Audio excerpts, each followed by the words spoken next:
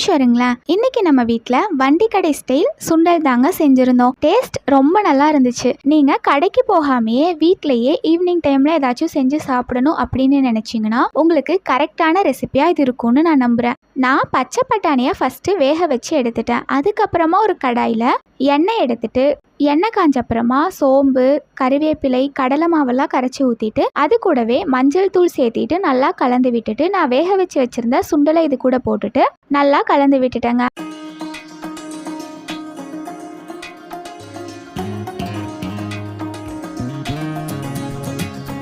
அதுக்கப்புறமா காரத்துக்கு தேவையான அளவுக்கு மிளகாய் தூள், சிக்கன் மசாலா பவுடர், கறி மசாலா தூள், அப்புறம் தேவையான அளவு உப்பெல்லாம் சேர்த்திட்டு ஒரு கொதிக்க வச்சு எடுத்தோன்னு வைங்களேன், டேஸ்டியான வண்டிக்கடை சுண்டல் ரெடி.